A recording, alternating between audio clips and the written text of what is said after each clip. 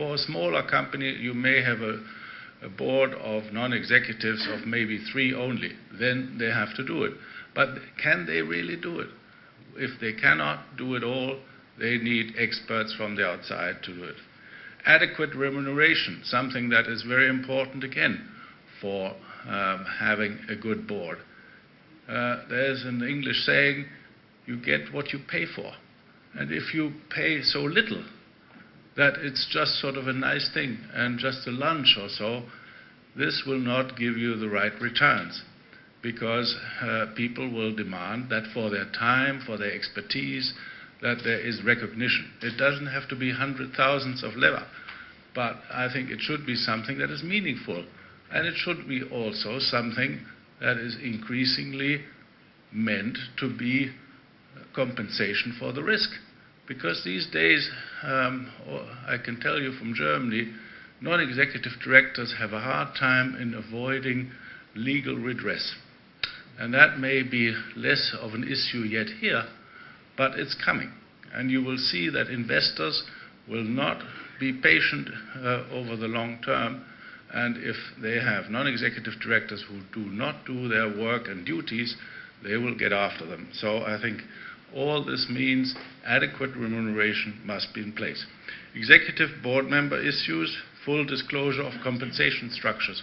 We want accountability of the executives very clearly. Very important to see that these executives deserve what they get and pay them well and pay them according to longer-term performance and not in cash for 1 year only. We had a miserable example of this in the case of Porsche, where the chief executive, who is a very successful guy, got 60 million in 1 year, 80 million in the next year. But it has now come out that all these payments were wrong because they were based on short-term profits that have not come through. So try to install a system where longer-term performance is really rewarded, and give them an incentive, not only fixed pay, but not overdo it. The right mix of compensation, very important. Then another very big monitoring issue, shareholder rights. Phil Armstrong already alluded to this. Equal treatment very clearly, equal information. By law demanded, and going around it, there's always temptations to give the larger shareholders better information, more timely information, a dangerous idea. Respect minority shareholders. Again, this will be important, because if you treat minority shareholders who can be having 1 share or 5% or 10%, if you treat them poorly, they will just disappear. And they have choices. Don't forget, they can go elsewhere in your country, and international investors, and you've seen it, they've been coming into Bulgaria big, and they have disappeared.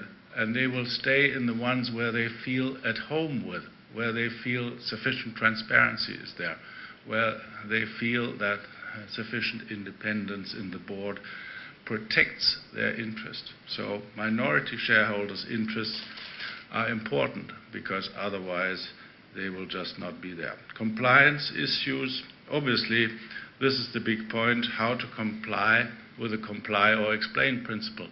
And that will be something that is very important for the quality of governance in this country. And the new commission will have its work cut out to find the right approach. Just a nice declaration in the annual report, yes, we comply with the code, will just not do it. You will have to find the way forward in either making it a legal requirement to go one by one with all these points, or make it a requirement through the stock exchange. There'll be ways for you to do it, but without clear definition of how the comply or explain principle has to be done, it will not work. And that is, I think, a very important point that I can give you as our experience. It works because we have this legal background, but there are many ways, and in the UK, for example, it is a listing requirement, and that is followed by the stock exchange. So there are many ways of doing it in a different fashion.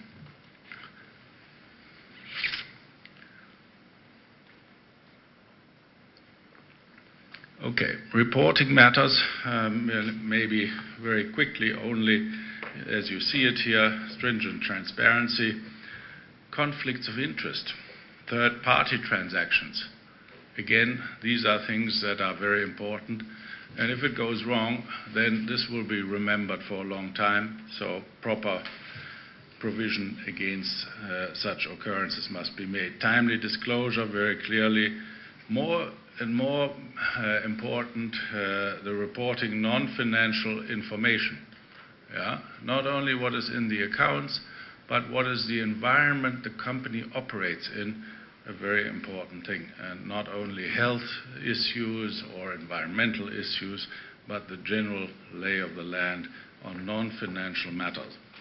Audit issues, very quickly, very clearly, that's not an issue anymore here, but sufficiently independent auditors, and auditors that are not doing everything. They are in charge of saying, yes, the accounts are in order, but on the same time, they may give advice on how to cook the books, so to say. A very dangerous thing. So the right relationship between auditing and advisory is very important. Okay, let's have a go at the experiences that we had in Germany, the monitoring of the various parties that we have here. In Germany, the Ministry of Justice is in charge of the setting up and the maintenance of the German Government Commission. That's because the company law is the work of the Ministry of Justice. That is pretty well done. The Ministry of Justice keeps a strong influence on who is on the Commission, but there are no political appointees on the Commission. It's only representatives from companies, academia, from the audit profession, from the investors, and many others, but no political appointments. So the Ministry of Justice has an important role. It also obviously has the most important role in appointing the chairman. And there, perhaps a piece of advice, because I saw in the draft of how you want to perhaps deal with the Commission, it is important to have a strong chairman, obviously, and to have one who doesn't change all the time, because there needs to be some continuity. And so to change this just to make everybody happy and rotate is perhaps not the ideal thing. The chairman we had, Dr. Kommer, was the chairman from 2002 to 2008.